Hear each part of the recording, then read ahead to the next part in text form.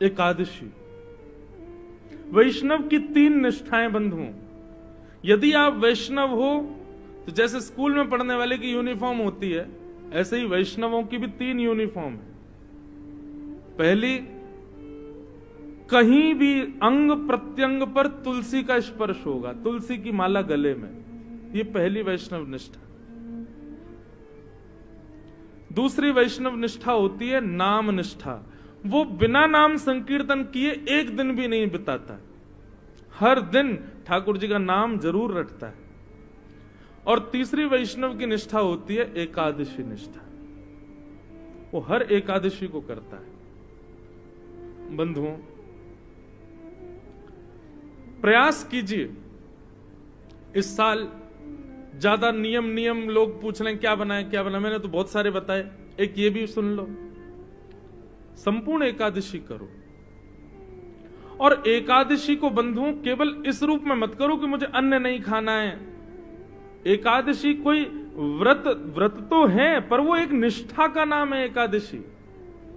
जैसे करवा चौथ के दिन पत्नी अपने पति के लंबी आयु के लिए व्रत करती है, वो व्रत नहीं है, पत्नी का पति के प्रति निष्ठा प्रेम को दिखाता है। हमारे हिंदू वैदिक सनातन धर्म में कोई कन्या यदि एक करवा चौथ का व्रत विवाह के बाद ना रखे तो लोग बाग फिर कहते हैं अरे यार रखना चाहिए तुमको, वो सौभाग्य होता है, वो सौभाग्यवती मानकर के व्रत करती है। किसी भी, मुझे नहीं लगता कि हिंदू वैदिक बहन को विवाह के बाद करवा चौथ का व्रत रखने में भार पड़ता हो, बल्कि वो तो आनंद आता है उसको, वो और प्रसन्नता से करती है। वैसे ही वैष्णव को एकादशी करनी चाहिए। जैसे साल में एक बार करवा चौथ के लिए वो प्रसन्न होती है, सजती है, तैयार होती है और इतनी उसकी निष्ठा होती है कि आज करवा चौथ है, मुझे अपने पति की लंबी आयु के लिए व्रत करना है। ठीक वैसा ही उत्साह एकादशी के लिए होना चाहिए एक वैष्णव को। आज में अच्छा, नियम भी वही है। व्रत करने से क्या होता है बंधुओं बताओ? आप अन्न नहीं खाते, पूरे दिन अन्न नहीं खाते, फलाहार खाते, उसका प्रभाव क्या होता है? जिस दिन आप अन्न सेवन नहीं करते हो उस दिन आपकी एक दिन की आयु बढ़ जाती है। व्यक्ति की आयु 2 चीजों से कम होती है, एक तो अन्न सेवन करने से, एक बहुत बोलने से। 2 क्रियाओं से मानव की आयु घटती है। जो बहुत खाता है और बहुत बोलता है उसकी आयु कम होती है। आप कहोगे महाराज जी फिर तो आपकी तो अभी कछु साल की रह गई होगी। 7 साल से कथा कर रहे हो, अनवरत 4 घंटा बोलते हो और बैक टू बैक दे दनादन कथा कर रहे हो, तो आपकी तो आयु नेकी रह गई होगी। ये भी एक विडंबना है कि आप यदि भगवत चर्चा कर रहे हो, भगवत नाम बोल रहे हो, तो आप उतनी देर मौन ही माने जाओगे। आप सांसारिक चर्चा कर रहे हो तो काउंट होगा कि आप बोल रहे हो, लेकिन आप भगवत चर्चा कर रहे हो तो वो उस समय आप मौन ही माने जाओगे। इसलिए मौन व्रत जो लोग करते हैं या जिनके वर्षों के मौन के नियम होते हैं, उनको अधिकार होता है कि आप यदि भगवत चर्चा या भगवान नाम बोलने का आवे तो आप मौन नहीं, आप बोल सकते हो, क्योंकि वो मौन ही माना जाता है। अगर इस रूप में देखा जाए तो अभी तक तो मैं बोला ही नहीं होऊंगा फिर, क्योंकि सुबह से आप लोग मिलने आते हो और हर कथा में यही नियम रहता है, और फिर शाम को कथा होती है। रात में इतना बोल लेता हूं दिन भर की रात में बोलने का मन नहीं होता। मैं अपने कक्ष में जाके बाकी सब बोलते हैं, मैं सुनता रहता हूं, तो इस नाते से तो मेरा पूरे दिन मौन में ही निकल जाता है। तो बहुत बोलने वाला और बहुत खाने वाला, इनकी आयु कम होती है। आप एक दिन का व्रत करते हो तो चित्रकेतु अपनी डायरी में तुरंत नोट डाउन कर लेता है कि आज इसने व्रत रखा है, इसने अन्न नहीं खाया है। तो आपकी आयु जो दिन थे, इतने दिन आपको मिले थे, उसमें एक दिन चित्रकेतु बढ़ा देता है। ये होता है व्रत से। और वही करवा चौथ के दिन माताएं व्रत करती हैं, शाम को चंद्रमा देखते, पति को देख के जल पी लेती हैं, अन्न खा लेती हैं, पूरे दिन की अपनी आयु अपने पति को दे देती हैं। एक ही दिन की आयु मिलती है पति को, बस एक ही दिन बड़ा होगा बेचारा, कोई उसकी 10-15 साल की आयु नहीं बढ़ती है, एक दिन। ठीक वैसी बंधुओं एकादशी के दिन हम लोग ठाकुर जी को कभी पुष्प अर्पित करते हैं, तुलसी अर्पित करते हैं, प्रसाद अर्पित करते हैं। ये सब तो संसारी वस्तु हैं। हमने ऐसा क्या दिया जो अमूल्य था? तो एकादशी के दिन हमने व्रत किया, हमारी एक दिन की आयु जो हमको बोनस में मिली हमने ठाकुर जी को अर्पित कर दी। ठाकुर जी हमारी सबसे बहुमूल्य वस्तु है, हमारी प्रत्येक क्षण, हमारा प्रत्येक दिन, हम हर दिन जीवित रहते हैं, ये इससे ज्यादा अमूल्य कुछ नहीं है। आज हम एकादशी करके आपको अपना एक दिन जो हमें प्राप्त हुआ वो हम आपके चरणों में निवेदित करते हैं, आप स्वीकार करें। ये है एकादशी। एकादशी के दिन बंधुओं अन्न में पाप का निवास होता है। उस दिन अन्न सेवन करने वाले व्यक्ति को उसने पूर्व में जो पाप किए और उन पापों को किसी प्रायश्चित से यदि खत्म कर दिया, आपने पूर्व में कोई पाप किया, गंगा स्नान आदि करने से वो पाप नष्ट हो गया और एकादशी के दिन अन्न खा लिया, तो जितने पाप आपके नष्ट हुए वो पुनर्जीवित हो जाएंगे। इसलिए एकादशी के दिन अन्न सेवन को वर्ज्य माना गया। कथा है उसके पीछे भी कि सबका आने का समय है पृथ्वी पर, सब देवताओं का, पुण्यों का। जैसे नक्षत्र बताते हैं ना ब्राह्मण लोग, पुख्य नक्षत्र बहुत श्रेष्ठ होता है, आज इतने बजे से इतने बजे का मुहूर्त बहुत अच्छा है, आप उसी में इतने बजे ही गृह प्रवेश कर लेना। इतने ऐसी हर ऐसी पाप ने पूछा मेरा समय क्या है, मैं कहां आऊं और कब आऊं। तब एकादशी के दिन पाप को अन्न में निवास दिया और पाप को ऐसी किसी जगह स्थान दे दे। ऐसे तो बहुत सारे स्थान दे रखे हैं, मदिरा में रहो, परस्त्री गमन में रहो, आदि आदि इन स्थानों में, मांस भक्षण आदि में रहो। लेकिन पाप बोला भगवान ये तो केवल राक्षस ही सेवन करते हैं, मैं चाहता हूं कि कभी कभी सुधरे हुए लोगों के पास भी जाऊं। तब ठाकुर जी ने कहा ठीक है, तो फिर सब अन्न के बिना नहीं रह सकते, एकादशी के दिन तुम अन्न में रहना। हम नियम बना देंगे, वैष्णव उस दिन अन्न नहीं खाएंगे, सामान्य लोग तो खाएंगे और फिर उनको पाप लगेगा। तो ये विधान है भैया, नियम है संसार का, नहीं तो नरक के द्वार भी तो बंद हो जाएंगे, वहां पे भी तो कोई आते जाता रहना चाहिए। इसलिए एकादशी के दिन अन्न में पाप का निवास। 5 वर्ष से छोटी आयु के बालक, 90 वर्ष से ऊपर के लोग और किसी गहरी बीमारी से संलिप्त व्यक्ति, इनको एकादशी पर छूट है। बाकी सबको प्रयास करना चाहिए कि वे एकादशी का व्रत करें।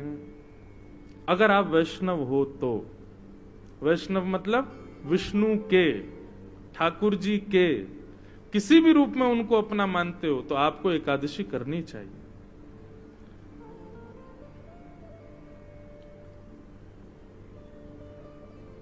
महाराष्ट्र में पंडरीनाथ भगवान, आज पंढरपुर से एक वैष्णव आए थे लोग, आप आए और पंडरीनाथ भगवान की याद भी आ गई। तो पंडरीनाथ भगवान के हमारे पूज्य नाना जी एक बात कहते थे, बोले लाला कथा में अनायास किसी का स्मरण हो तो समझना वो कथा में आए हैं।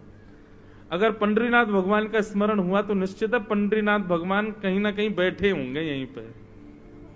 हनुमान जी का स्मरण हो जाए अनायास तो सोचो हनुमान जी आए, शंकर जी का हो जाए शंकर जी आए हैं। तो श्री पंडरीनाथ भगवान के एक परम भक्त थे श्री नामदेव जी महाराज। नामदेव जी का नाम सुना है सबने? नामदेव जी की बड़ी अद्भुत कथा है। नामदेव जी की जो माता जी थी ना, उनको बिना विवाह के पुत्र प्राप्त हुआ था नामदेव। आप कहोगे कैसे संभव है? यही तो बात है। नामदेव जी की माता जी जब छोटी आयु थी उनकी, सब लोग ध्यान से सुनो,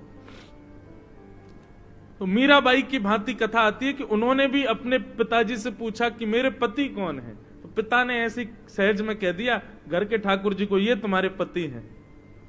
और नामदेव जी की माता जी को पूर्ण निष्ठा हो गई, यही मेरे पति हैं, उन्हीं को पति मान करके रहने लगे। और रोज रोती हैं कि आप मेरे पति हो, इस बात को आप स्वीकार नहीं करते, मैं तो आपको पति मानती हूं, आप मुझे पत्नी नहीं मानती। ठाकुर जी से रोती थी। और ठाकुर जी ने एक दिन प्रसाद दिया और उस कन्या के गर्भ से श्री नामदेव जी प्रकट हुए। महाराज पूरे गांव मोहल्ले और शहर के लोगों ने निंदा करनी प्रारंभ कर दी, लेकिन नामदेव जी की माताजी ने अपने पिताजी से रोते हुए कहा, मैं किसी की सौगंध खा के कहूं पिताजी, ये पुत्र साक्षात विट्ठल भगवान का ही है। आप मुझ पर संशय नहीं कीजिएगा, संदेह मत कीजिएगा। संशय होने लगा लेकिन सबको, तब आकाशवाणी हुई और आकाशवाणी में स्वयं ठाकुर जी ने कहा कि यह बालक हमारा है और नाम ही इसका धन होगा, जीवन पर्यंत ये नाम के आश्रय पे ही रहेगा, इसलिए इसका नाम होगा नामदेव। ऐसे नामदेव जी महाराज। एकादशी की बड़ी निष्ठा थी उनकी। अच्छा, एक बात और कहूं बंधुओं, आपने यदि कोई भगवत संबंधी नियम चालू करने का मन बनाया है कि कल से मैं ऐसा करूंगा, कल से मैं रोज तिलक लगाऊंगा, या कल से मैं रोज ठाकुर जी की सेवा करूंगा, कल से रोज 108 तुलसी अर्पित करूंगा, या हर हफ्ते में एक दिन ठाकुर जी को अन्नकूट करूंगा, ये जो भी आपने अगर कोई नियम बनाने का मन बनाया तो उस नियम को तोड़ने की पूरी जिम्मेवारी ठाकुर जी लेते हैं। बोले अच्छा तो चलो हम तोड़वाएंगे, और किसी ना किसी रूप में वो नियम तोड़वाते ही हैं, इसलिए घबराना नहीं। आप जैसे ही संकल्पबद्ध होगे कि मुझे एकादशी रखनी है, अगली एकादशी पे ही देख लेना ऐसा कुछ होगा कि आप अन्न खाने पर मजबूर हो जाओगे।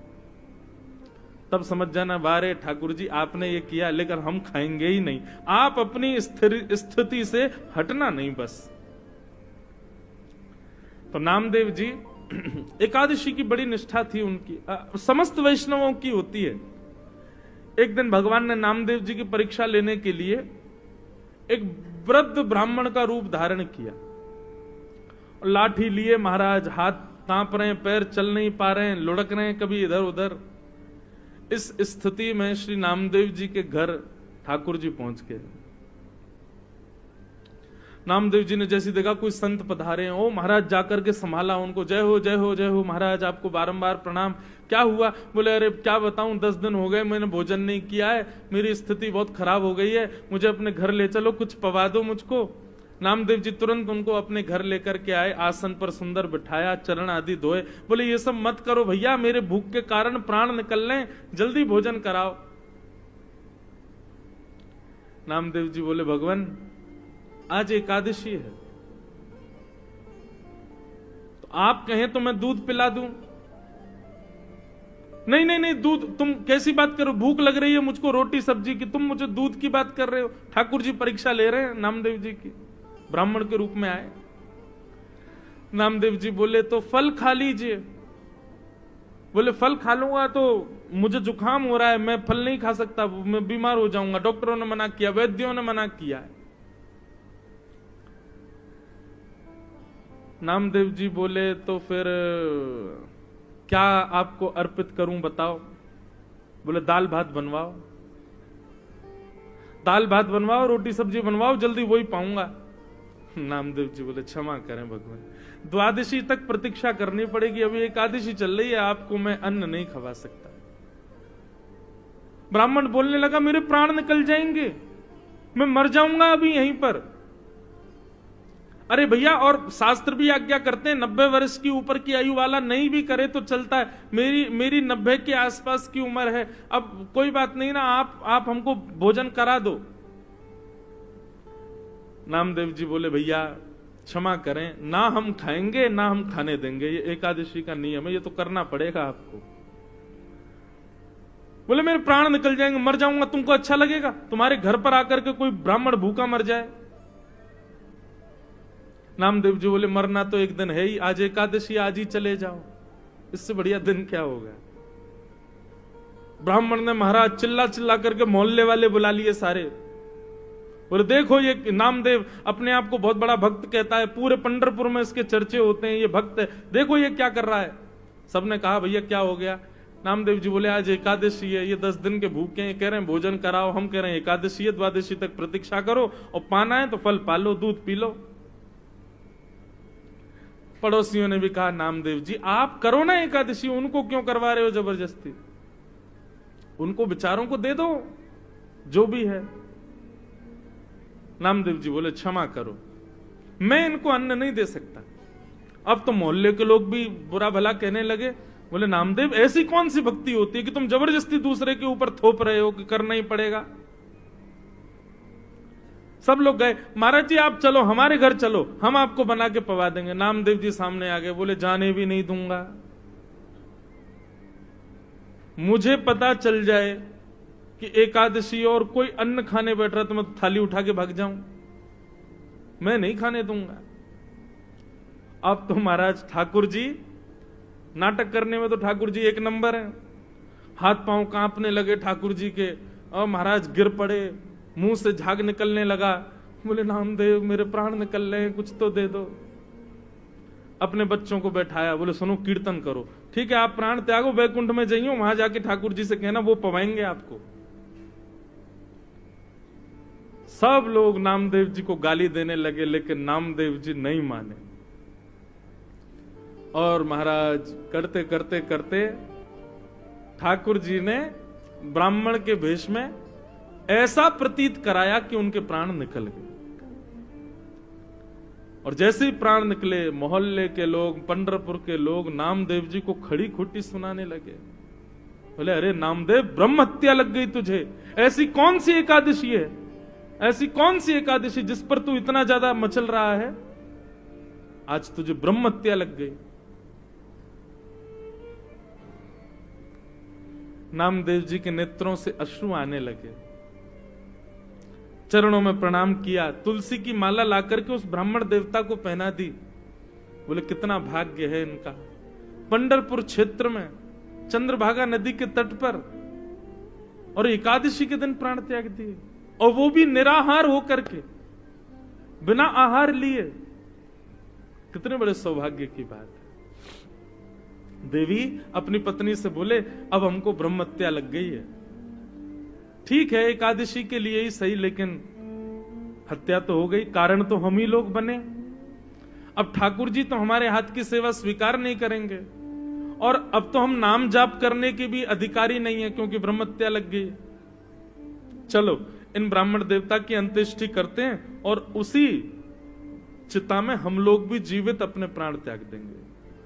जब हमने ऐसा किया तो हम ये करेंगे। ठाकुर जी की महाराज ब्राह्मण वेश की अर्थी बनाई, अर्थी पर ठाकुर जी को लिटाया।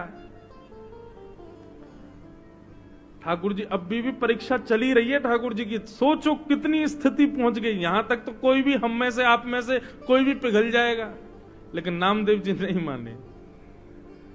सुंदर चिता लगाई, चिता पर ब्राह्मण देवता को बैठाया, अपने छोटे से पुत्र को बैठा दिया, अपनी पत्नी को बैठा दिया उसी चिता पर, और स्वयं भी बैठ गए। और पंडरीनाथ भगवान का स्मरण करते हुए चंद्रभागा नदी को प्रणाम करके अग्नि का एक सुंदर लकड़ा लेकर के स्वयं चिता में अग्नि लगा करके नामदेव जी हाथ जोड़ करके बैठ गए।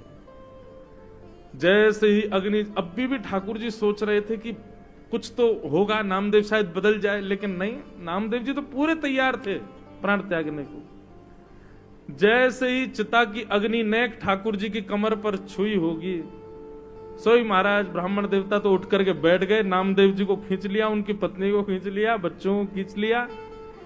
नामदेव जी महाराज देखने लगे क्या हुआ, तुरंत नामदेव जी को झलक दिख गई कि ब्राह्मण के रूप में साक्षात श्री पंडरीनाथ भगवान ही खड़े हैं।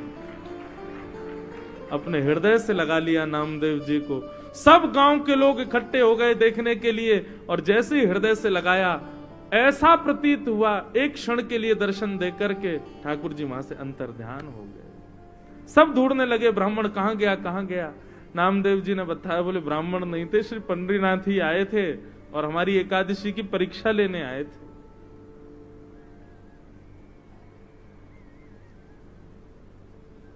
ऐसी बंधुओं, ये निष्ठा है, ये कोई व्रत नहीं है, ये आपका प्रेम है ठाकुर जी के प्रति। उसको प्रेम की तरह ही इजहार करो उसका। नियम जब बन जाता है ना, तो वहां प्रेम नहीं रहता। ठीक है, एकादशी एक नियम है, पर उसको प्रेम की तरह पालन करो कि हमारा प्रेम है ठाकुर जी के प्रति, कि हम आज आपके लिए हम अन्न नहीं पाएंगे। महीने में 2 बार हर वैष्णव अपने ठाकुर जी के लिए एकादशी का व्रत करते हैं। तो ऐसी एकादशी जरूर करनी चाहिए भैया।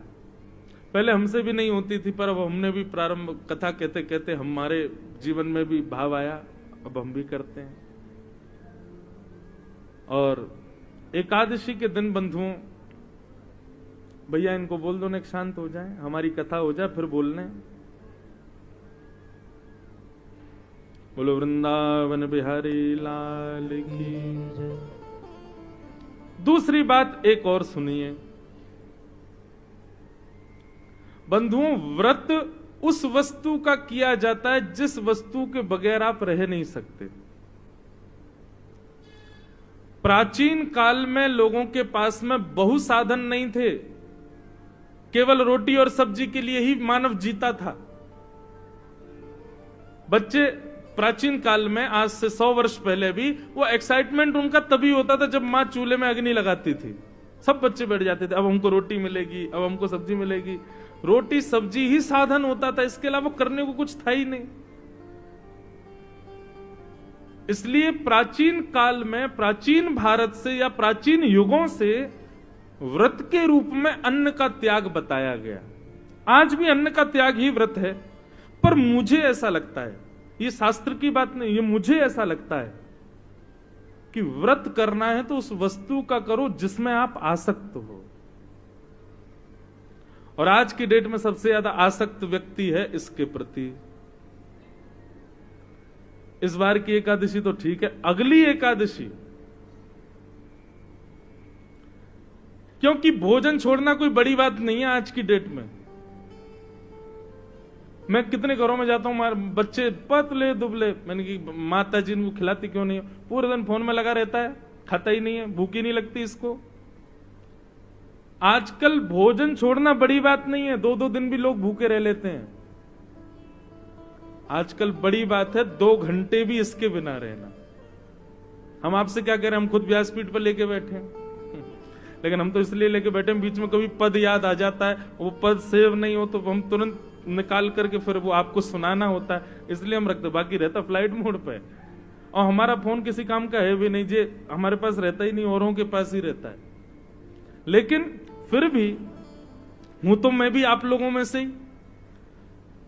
एकादशी करनी है तो उस वस्तु की करो जिसके प्रति आपकी ज्यादा आसक्ति है।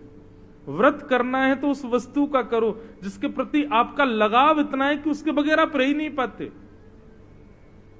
और आज की डेट में इससे बड़ी एकादशी कोई नहीं। अगली एकादशी जितने बजे एकादशी तिथि प्रारंभ हो और जब तक द्वादशी ना आए, ब्राह्मण देवता से पूछ लेना कितने बजे एकादशी प्रारंभ होगी, इतने बजे हो रही है, और द्वादशी कब लगेगी, इतने बजे, उतनी देर फोन नहीं चलाना, तब आपकी एकादशी मानी जाएगी। मैं तो आजकल के युवाओं को यही बोलता हूं कि आप लोग अन्न वन्न तो कोई भी छोड़ लेगा, इसको छोड़ के दिखाओ। जिन जिन लोगों के अंदर व्यसन है, तंबाकू का व्यसन है, सिगरेट का व्यसन है, या फिर मदिरा का व्यसन है, और एक और बात, क्रोध का व्यसन है, बहुत क्रोध आता है, हर दिन गुस्सा आता है, लोभ का व्यसन है, मोह का व्यसन है, ये सारे अवगुण आपको सबको पता है कि हमारे अंदर क्या है। व्रत करना है तो अगली एकादशी पर अपने उन अवगुणों का व्रत करना है।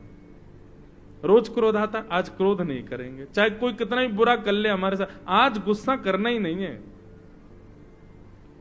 और बताएं, इंद्रियों का व्रत करो। कभी नेत्रों का व्रत करो। नेत्रों का व्रत कैसे, कि आज नेत्रों से केवल भगवत संबंधी वस्तुओं का दर्शन करेंगे, सांसारिक वस्तुओं को नहीं देखेंगे। कानों का व्रत, आज कानों से केवल भगवत चर्चा, भगवत गुणानुवाद, भगवत संकीर्तन ही सुनेंगे, और कुछ नहीं सुनेंगे। जीव का तो आप लोग करते ही हो। इंद्रियों का व्रत अनेक प्रकार हैं बंधुओं। क्योंकि आजकल क्या होता है कि लोग अन्न छोड़ने की क्रिया करते हैं, लेकिन हृदय से तो दूसरा कोई खा रहा हो तो उससे कहते भाई सुन, तू उधर जा खा ले, हमारा व्रत है, तेरी थाली देख के हमारा मन कर रहा है, तू उधर खा, रोटी हमारे सामने मत खा। ये कोई व्रत है? नहीं। एकादशी निष्ठा है, एकादशी आपके प्रेम का प्रमाण है, उसको उसी प्रकार करो। मुझे बहुत अच्छा लगा सुन के, जब मुझे पता चला कि तांदूर के हमारे शारदा परिवार के और यहाँ के कई भाई लोग प्रभात फेरी करते हैं एकादशी के दिन। सब लोग सवेरे सवेरे 5 बजे, मुझे भी बुलाया था आज, लेकिन हम इतने थके रहते हैं नहीं गया। पर यह अच्छी बात है, आप लोग किसी रूप में ही सही एकादशी का प्रारंभ इतना सुंदर कर रहे हैं, बहुत अच्छी बात है। हम तो कहेंगे ठाकुर जी आपको ऐसी शक्ति दें कि आपका ये नियम कभी ना टूटे, आपका भी ना टूटे, फिर आपके आने वाले वंश के बालक भी इस नियम का पालन करें, और पूरे विश्व में, भारत में एक दिन ऐसा संतों को खबर लगे, तांदूर में एक हमारे बहन भाइयों की ऐसी पूरी एक मंडली है जो हर एकादशी को प्रभात फेरी करती है। आपका ये नियम सदा बना रहे, अच्छी बात है। तो भैया एकादशी निष्ठा इसको जरूर कीजिए। यदि आज तक नहीं करते हैं तो आज तो अब निकल गया, अब आगे से प्रारंभ करो। एकादशी के दिन बहुत ध्यान पूर्वक, निष्ठा पूर्वक ठाकुर जी का व्रत करो। अब हमारे वृंदावन की कई रीतियों में एकादशी का व्रत नहीं होता, जगन्नाथ जी की परंपरा में एकादशी का व्रत नहीं होता। लोग कहते हैं महाराज जी जगन्नाथपुरी में, अब आप अगर स्कंद पुराण पढ़ेंगे तो वहां पर तो लिखा है कि अगर आप एकादशी के दिन जगन्नाथपुरी में हो तो आप बहुत बड़े भाग्यशाली हो कि आप जगन्नाथपुरी में हो। तो बोले क्या करना चाहिए? बोले उस दिन आकंठ दाल भात पाना चाहिए। स्कंद पुराण में लिखा है कि अगर एकादशी के दिन आप जगन्नाथपुरी में हो तो जितनी आपकी क्षमता उससे ज्यादा आपको दाल भात पाना है, लेकिन हाँ शर्त यह है अन्न नहीं, ठाकुर जी श्री जगन्नाथ जी का प्रसाद ही पा सकते हो एकादशी के दिन। वहां के नियम अलग हैं, वहां के कानून, कहीं कहीं पर ये नियम, वहां पाप का निवास नहीं हो सकता। क्यों? उसके पीछे कारण, अन्न में पाप का निवास होता है, लेकिन जगन्नाथपुरी की रसोई में जो रसोइया है ना, उन सबको लक्ष्मी रूप माना जाता है। वहां पर जितने भी यंत्र हैं जिनसे भोजन बनाया जाता है, उन सबकी भी पूजा लक्ष्मी भाव से होती है कि भैया ये जगन्नाथ जी की निज रसोई है, यहाँ लक्ष्मी ही भोजन बनाती है। लक्ष्मी जिस अन्न का स्पर्श कर दे उसमें पाप नहीं रह सकता, इसलिए वहां महाप्रसाद पाने पर दोष नहीं लगता। एकादशी उल्टी टंगी हुई है जगन्नाथ भगवान के पीछे।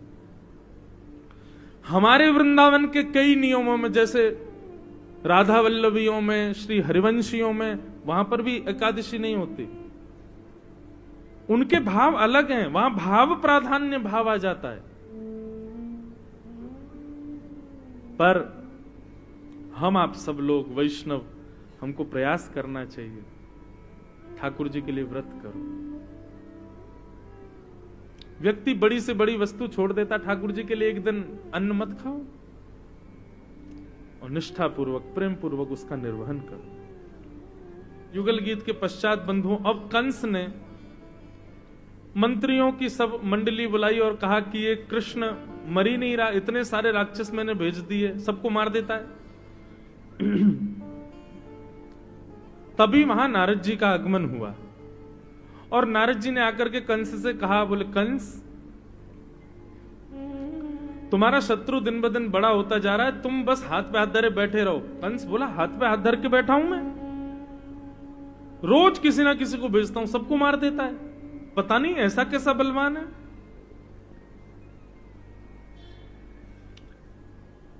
नारद जी बोले भैया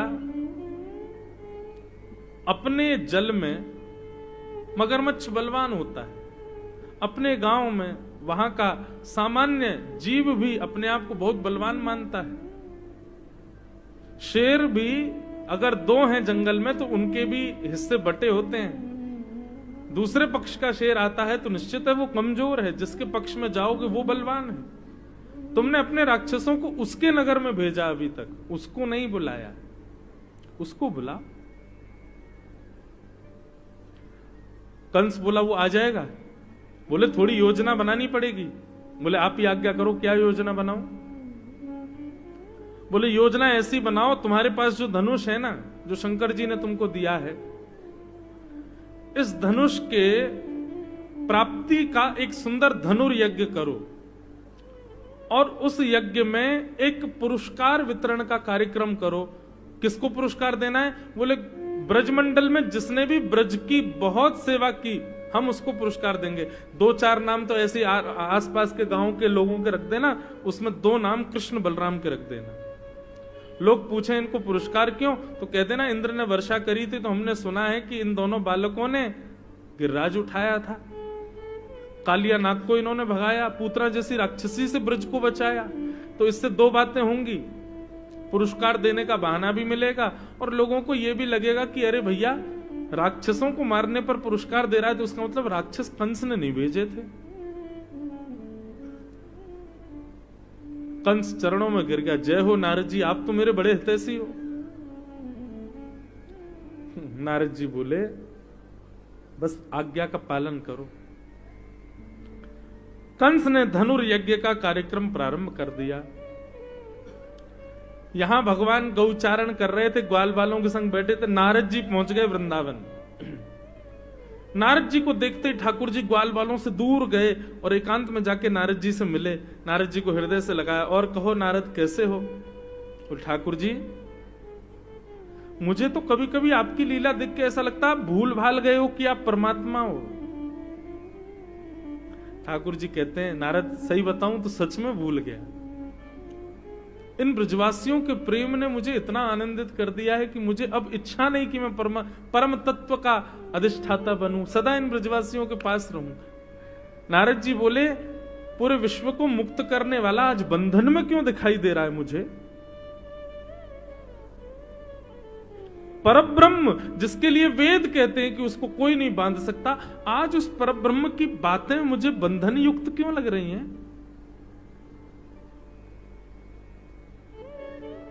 ठाकुर जी कहते हैं ये प्रेम पाश है नारद, ये प्रेम का बंधन है। परब्रह्म कहीं नहीं बंध सकता, बंधेगा तो केवल प्रेम बंधन में बंध सकता है। नारद आज्ञा करो, कैसे आए? बोले भगवान मैं आपको याद दिलाने आया था आपकी आगे की लीला क्या है। आपको तो यहां मक्खन खाने से, गोपियों के संग रास विहार करने से, ग्वाल बालों के संग डोलवे से, इससे फुर्सत नहीं मिल रही।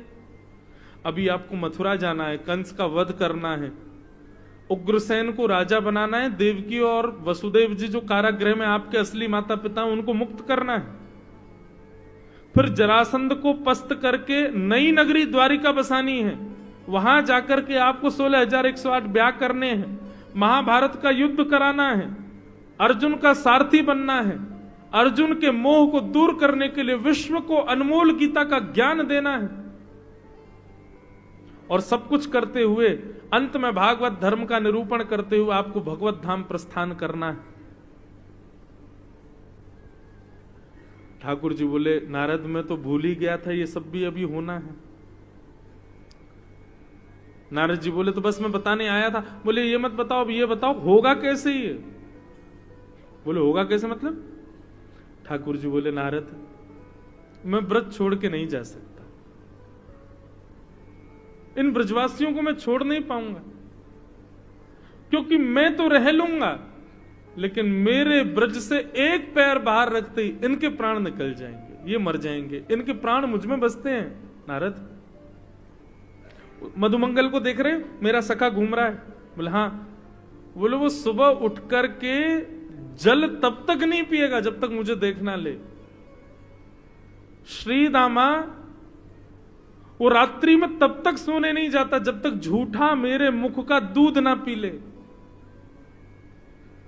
हमारी गैयाओं के जो बछड़ा बछियां हैं ना, दुनिया के बछड़ा बछिया तो गैया के थन से मुख लगाते ही दूध पीने लग जाते हैं, पर हमारे नंद भवन के वृंदावन के बछड़ा बछिया इनको जब तक मैं ना दिखूं तब तक गैया का दूध नहीं पीते।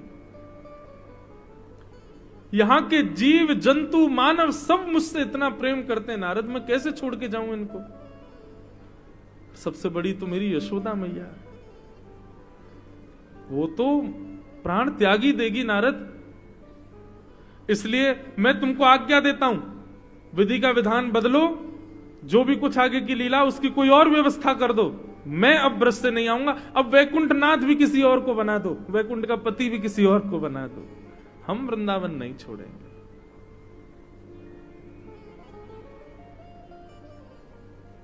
नारद जी महाराज बोले, पहले ब्रह्मा को संशय हुआ था कि आप भगवान नहीं हो, फिर नारद को संशय हुआ था, इंद्र को संशय हुआ था कि आप भगवान नहीं हो, और अब मुझे भी संशय हो रहा है कि आप परमात्मा नहीं हो।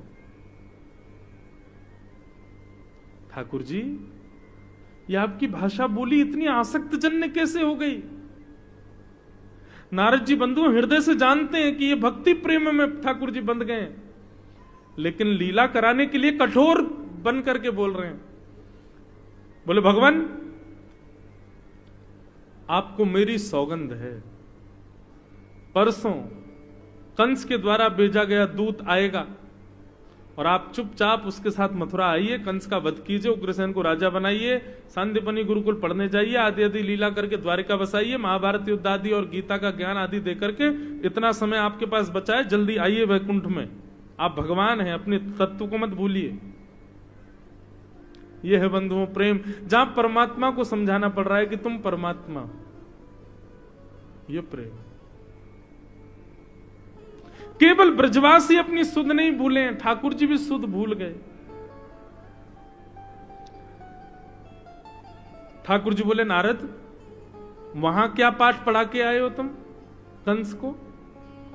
वहां तो तुम हमारी मारने की सारी व्यवस्था करके आए हो। बोले, वो तो मैं ऐसे करके आया हूं, लेकिन अब आपको जाना है, जाकर के सब लीला करनी। नारद जी चले गए और परसों का वो दिन आया, कंस के द्वारा भेजे गए अक्रूर वृंदावन आए। वृंदावन आकर के नंद भवन में आकर के अक्रूर जी ने बताया, मैं महाराज कंस के यहां से आया हूं।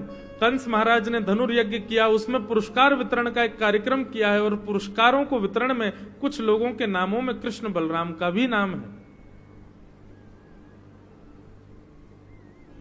सुनकर के नंद बाबा बड़े खुश हुए। बोले, अच्छी बात है भैया, कंस की बुद्धि थोड़ी बदल गई है, लेकिन हमें कहा करना है भैया, कहा करना हो तुम बताओ।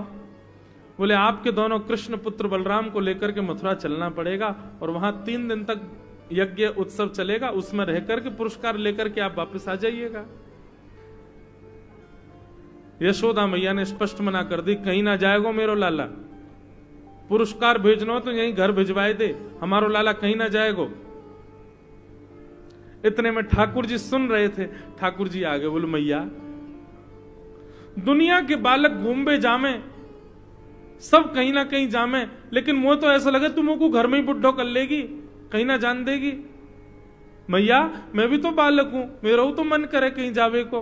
ठाकुर जी भी हृदय पर पत्थर रख करके बोल रहे, दुनिया के बालक डोले, दुनिया के बालक घूमे जामे, मैया मेरो मन करे घूमे जावे को, लेकिन रहने दे मैया, तू ना मुंह को भेजेगी कहीं। ठाकुर जी उदास हो गए, तो यशोदा मैया के चित्त में एक बार को आ गया, सबके बालक जाते हैं तो मेरे पुत्र का भी तो मन होता होगा।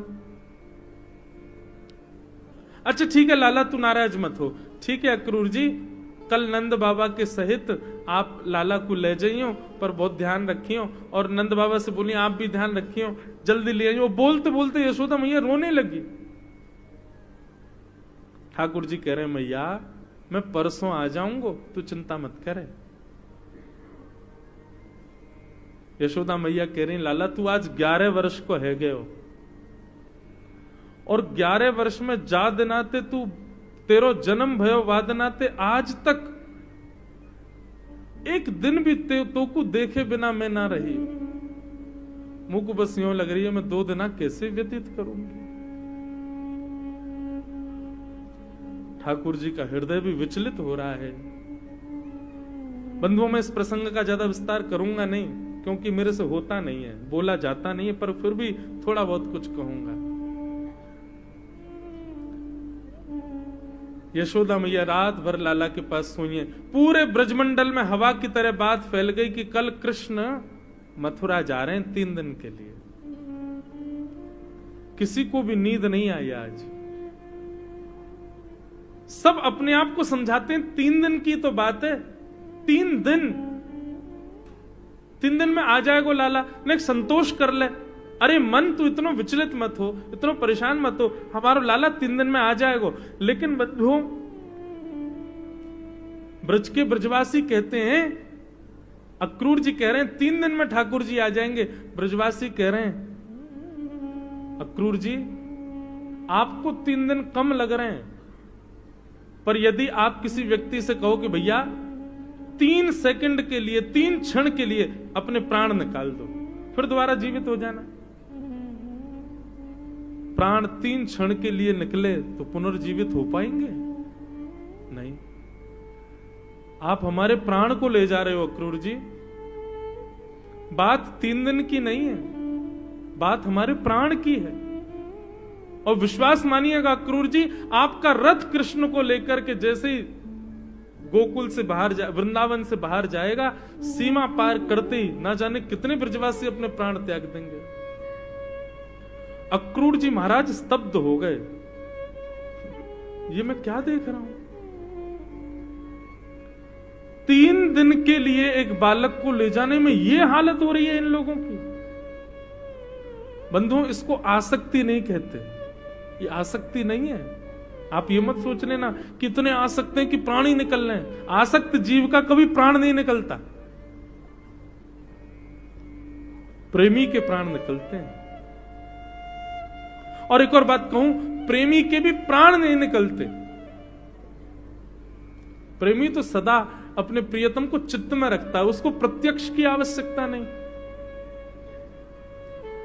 पर ब्रजवासियों की स्थिति ऐसी हो गई, 3 दिन के लिए आप हमारे प्राण ले जा रहे हो, शायद तुम लौट करके 3 दिन बाद आओ तो हो सकता है कि ब्रज में कई लोग तुमको मरे हुए दिखें। इतना प्रेम करते हैं कृष्ण से।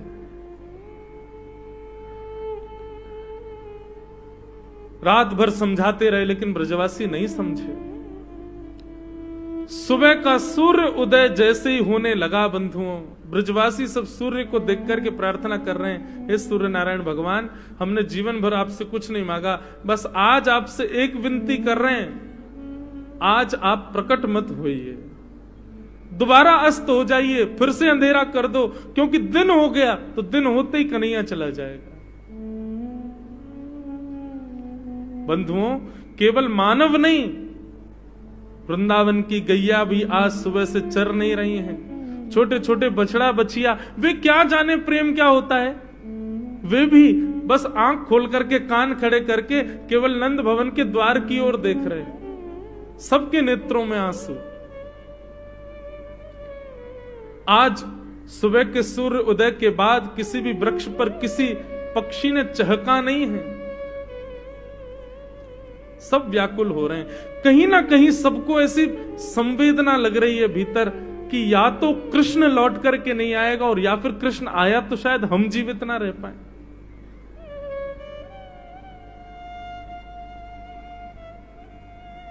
और अक्रूर जी इस सब दृश्य को बड़ी गंभीरता से देख रहे थे।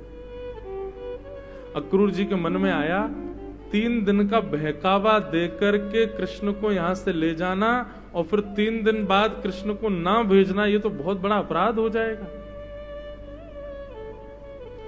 और अक्रूर जी इस बात को जानते हैं कि कृष्ण को लौट करके आना नहीं है अब।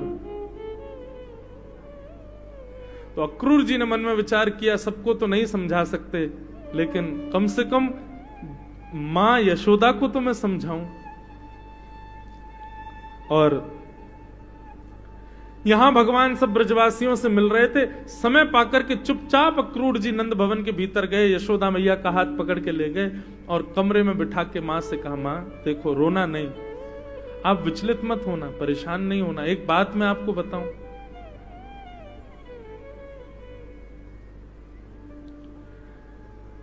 ये जो कृष्ण है ना, ये आपको लाला ना है, देवकी को लाला है। आप लोगों ने सुनी होगी एक बात कि एक बार आकाश में आकाशवाणी भई और देवतान ने कंस को बताई कि भैया तेरी बहन को अष्टम गर्भ तेरो काल होगो। तब से कंस ने अपनी बहन और अपने जमाई को कारखाने तहखाने में बंद कर रखा है। सुंदर उन दोनों को कारागृह में बंद कर रखा है। 6 बालकों को कंस ने मार दिया। 7वां बालक गर्भ में नष्ट हो गया। 8वें बालक के रूप में ये कृष्ण ही पधारा। कंस से इसको बचाने के लिए वसुदेव जी अर्धरात्रि में मौका पाकर के आपके पास इनको सुला गए और आपकी पुत्री ले जाकर के कंस को दे दी थी। मैया 11 वर्ष 56 दिन से पत्थर हो गई हैं आंखें देवकी की अपने पुत्र को देखने के लिए। मैया आप अपना ध्यान रखियो, अब शायद कृष्ण लौट करके नहीं आएंगे। ये कैसे सुन सकती है कोई मां? यशोदा मैया को तो मानो जैसे पूरा रक्त सूख गया हो, ठंडा पड़ गया पूरा शरीर, नेत्र खुले रह गए, मुख खुला रह गया, अचेत अवस्था हो गई यशोदा मैया की। सोच नहीं पा रही, विचार नहीं कर पा रही ये क्या है। इतने में ही अक्रूर जी बाहर आए और ठाकुर जी से बोले अब जल्दी चलो, अब मथुरा चलना चाहिए, वहां यज्ञ शुरू हो जाएगा, आपको पहुंचना है। ठाकुर जी को रथ में विराजमान कर दिया। भगवान सब ब्रजवासियों से कह रहे हैं मैं परसों आ जाऊंगा, मैं परसों आ जाऊंगा। और ऐसा कहते हुए जैसे ही रथ मथुरा की ओर चलने लगा, थोड़ी देर बाद यशोदा मैया को चेतना आई। थोड़ी देर बाद यशोदा मैया को जब भाव आया, मैया दौड़ी अपने भवन से, अरे लाला रुक जा, अरे कन्हैया रुक जा, अरे कृष्ण नेक रुक जा। ठाकुर जी रुक गए, उतर करके दौड़े मैया की ओर, मैया के सर्वांगीण अंग का स्पर्श करके अपने माथे से रखने लगे। मैया ने लाला को खूब हृदय से लगाया, सर से लेकर के पांव तक एक एक अंग को यशोदा मैया स्पर्श कर रही है। और स्पर्श करके यशोदा मैया के लाला मोकू तो आज पतो चली कि तू मेरो लाला ना है, तू तो देवकी को लाला है, तू तो देवकी को पुत्र है। मुझको पता है तू अब वापस लौट करके नहीं आया होगा, देवकी के पास ही रहेगो। लेकिन लाला मेरी बस एक प्रार्थना है तो से, एक तो देवकी से मेरी कभी शिकायत मत करियो कि यशोदा मैया ने मुझको उखल से बांधो, यशोदा मैया ने मुझको छड़ी दिखाई, यशोदा मैया ने मेरे कान पकड़े। लाला जो कछु भी भयो सब भूल जाइयो, देवकी को मत बताइयो, नहीं तो कहेगी बता यशोदा कैसी मैया मेरे लाला को मारे। और दूसरी बात लाला तू चलो जा, पर मुझको वचन दे के जा, जब ये यशोदा अपने प्राण त्यागेगी तो तू आवेगो और मेरे सामने आकर के खड़ो हो जाएगो। अपने लाल को देखते देखते मैं अपने प्राण त्याग दूं, बस यही मेरी एक इच्छा है लाला। ठाकुर जी बहुत रोए, यशोदा मैया को हृदय से लगा लिया, कुछ नहीं बोल पाए ठाकुर जी। मैया बोल करके फिर से अचेत हो गई और जैसे ही अचेत हुई ठाकुर जी ने सब गोपियों को बुलाया, यशोदा मैया को संभालो सब। और ऐसा कह करके ठाकुर जी ने सीधे जाकर के रथ में विराजमान हो गए। फिर पीछे मुड़ करके देखा नहीं, क्यों देखूंगा तो मैं जा नहीं पाऊंगा। और नंद नंदन श्री कृष्ण वृंदावन से मथुरा की ओर प्रस्थान कर गए। यशोदा नंदन श्री कृष्ण बंधुओं कभी वृंदावन छोड़ करके नहीं जाते, वे आज भी वृंदावन में विराजमान हैं। भगवान का स्वभाव स्वरूप, भगवान का प्रेम लक्षण स्वरूप वो सदा वृंदावन में रहता है, वृंदावन का त्याग कभी नहीं करता। द्वारिका की यात्रा पर, आगे की यात्रा पर, मथुरा की यात्रा पर तो भगवान का पौरुष रूप गया है, ऐश्वर्य रूप गया है, ठाकुर जी का परब्रह्म रूप जा रहा है आगे की यात्रा पर ठाकुर जी का प्रेम स्वरूप तो सदा के लिए वृंदावन में बस गया है। वो कभी आज भी वृंदावन से बाहर नहीं जाते ठाकुर जी। ऐसे ठाकुर जी मथुरा पहुंचे। मथुरा जाकर के भगवान ने एक दर्जी का उद्धार किया। कुब्जा की 3 जगह से कमर टेढ़ी थी, उसको सुंदर बनाया और उसको किशोरी जी की शरण में भेज दिया। कुबलिया पीड़ हाथी, एक पागल हाथी था, उसका ठाकुर जी ने वध किया, जिसको कंस ने भगवान को मारने के लिए खड़ा कर रखा था। और सबका वध करते हुए ठाकुर जी ने उस धनुष को उठाया जो शंकर जी ने कंस को दिया था, और 1 बार 2 बार 3 बार प्रत्यंचा चढ़ा करके जैसे ही खींचा, बीच से धनुष टूट गया। आकाश में बादल गरजने लगे, पृथ्वी हिलने लगी, भगवान शिव का धनुष टूट गया। कंस को देते समय महादेव ने कहा था कि इस धनुष को नारायण के अलावा कोई उठा ही नहीं सकता, या तो मैं उठा सकता हूं या नारायण उठा सकते हैं। लेकिन कंस, तुम याद रखना, इसको नारायण के सिवा कोई तोड़ेगा नहीं, और जो तोड़ेगा वो तुमको छोड़ेगा नहीं, तुम्हारी मृत्यु निश्चित है अगर इस धनुष को उसने तोड़ दिया तो। ठाकुर जी ने आज धनुष पकड़ करके 3 बार प्रत्यंचा चढ़ाई, बीच से ध्वस्त कर दिया। कंस बोला क्या हुआ क्या हुआ, ये आवाज कहां से आई? सैनिकों ने जाकर कहा दिया, महाराज वो धनुष जो था ना उसमें जंग लग गई थी, पुराना हो गया था वो, आप चिंता मत करो, आप बिल्कुल निष्फिक्र रहो, आप तो स्वस्थ हो, ये बालक कुछ नहीं कर पाएगा आपका। भगवान ने रणभूमि में प्रवेश किया, एक रण तैयार कंस ने, लाखों ब्रजवासी चारों तरफ बैठे हैं मथुरावासी, और बीच में बड़े बड़े मल्ल खड़े हैं ठाकुर जी से युद्ध करने के लिए। नन्हे से 11 वर्ष के ठाकुर जी ने जैसे ही रणभूमि में प्रवेश किया, सुखदेव जी उनके रूप का वर्णन कर रहे हैं। ठाकुर जी कैसे लग रहे हैं? मल्लानाम शनिर्णीनाम नरवर स्त्रीणाम स्मरो मूर्तिमान, गोपानाम स्वजनो सताम छितभुजाम शास्त्रा स्वपित्रो शिशु, मृत्युर्भोजपतिर्विराट विदुषाम तत्त्वं परम योगिना, वृष्णीनां परदेवते विदितो रंगम गतः शाग्रज। ठाकुर जी सबको अलग अलग रूप में दिख रहे हैं। छोटे छोटे बालकों को भगवान अपने सखा के रूप में दिख रहे हैं, कुमारी कन्याओं को भगवान अपने पति के रूप में दिख रहे हैं, बिना दांत वाले माता पिताओं को, अम्मा बाबाओं को भगवान अपने नाती पोते के रूप में दिख रहे हैं, बड़े बड़े पहलवानों को ठाकुर जी पहलवान के रूप में दिख रहे हैं, और 50 सिद्धि ऊपर बैठे महाराज कंस को ठाकुर जी अपनी मृत्यु के रूप में दिखाई दे रहे हैं। मेरी मृत्यु आ गई। ठाकुर जी ने एक एक मुष्टिक प्रहार से ही सारे मल्लों को मार दिया, और सीधे 50 सिद्धि ऊपर छलांग मार करके कंस के पास पहुंच गए। कंस सेनापति महामंत्री आदि सबको बुलाने लगा। भगवान बोले कोई नहीं आएगा, सब वहीं चले गए जहां तुमको जाना है। अब मामा जी देख लीजिए, मैं ही हूं श्री कृष्ण। ऐसी मृत्यु संसार में किसी की नहीं हुई जैसी आपकी होने वाली है। इतनी समीपता से मैंने किसी को नहीं मारा। ध्यान पूर्वक देख लीजिए मेरे एक एक अंग को। कंस दर्शन करते करते करते करते ठाकुर जी में ही आनंदित हो गया।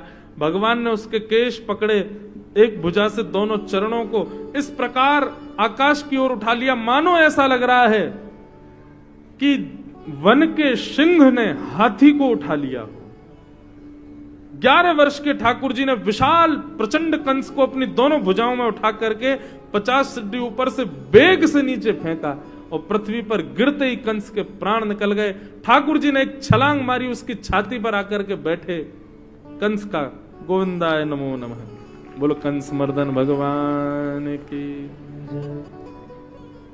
कई लोग तो ऐसी ताली बजा रहे थे, क्यों? जोर से बजाई तो कहीं कंस सुन लेगा, और भाई कहीं कंस को पता चल गई मेरे मरने पर ताली बजा रहे हो तो कंस हमको छोड़ेगा नहीं फिर।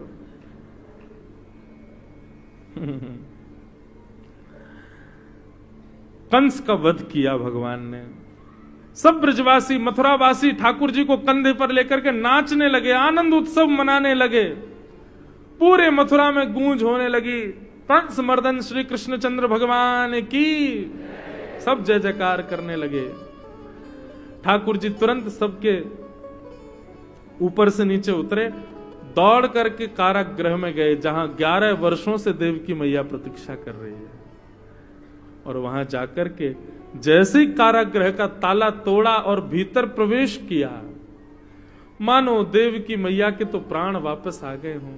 ठाकुर जी को अपने हृदय से लगा लिया, खूब प्रेम किया, खूब स्नेह किया, अपने नेत्रों के आंसुओं से ठाकुर जी को गीला कर दिया देवकी मैया ने। नंद बाबा आदि कुछ ब्रजवासी संग गए थे, वो वहीं से ही वापस लौट गए। ठाकुर जी बोले आप लोग जाओ, मैं जल्दी आने का प्रयास करूंगा। ठाकुर जी वापस नहीं गए। और उग्रसेन नाना को भगवान ने मथुरा का राजा बनाया। बंधुओं, ठाकुर जी राजा कभी नहीं बने, ना तो मथुरा के ना द्वारिका के। मथुरा के राजा भी उग्रसेन थे और द्वारिका के राजा भी उग्रसेन को ही बनाया, भगवान राजा नहीं बने थे। ब्रजवासी और यदुवंशी सब राजा धीराज बोलते ठाकुर जी को तो, लेकिन वास्तव में राजा था उग्रसेन। निर्णय ठाकुर जी का चलता था, हस्ताक्षर उग्रसेन के चलते थे, राजा वही थे। और ठाकुर जी कभी ऊंचे सिंहासन पर भी नहीं बैठे। ऊपर राजा जहां बैठता है उसके थोड़ा नीचे एक सिंहासन था, वहां बैठते थे ठाकुर जी। ऊपर राज पदवी पर कभी नहीं बैठे ठाकुर जी। मथुरा के राजा उग्रसेन को बना करके भगवान बोले अब हम कुछ दिन अध्ययन कर आए, थोड़ा हिसाब किताब सीखे, हमको कुछ आता तो है नहीं। ब्रजवासियों ने इतना प्रेम किया कि विद्यालय पढ़ने ही नहीं गए। फिर ठाकुर जी विद्यालय पढ़ने के लिए उज्जैन आए, सांदीपनी गुरुकुल। सांदीपनी उपाध्याय से ठाकुर जी ने संपूर्ण विद्या का अध्ययन किया। और वहां ठाकुर जी को एक सखा मिले जिनका नाम था सुदामा, जिनकी कथा कल आएगी। भगवान जी की सुदामा से भेंट हुई, बड़ी मधुर लीला ठाकुर जी ने वहां गुरुकुल में जाकर के की।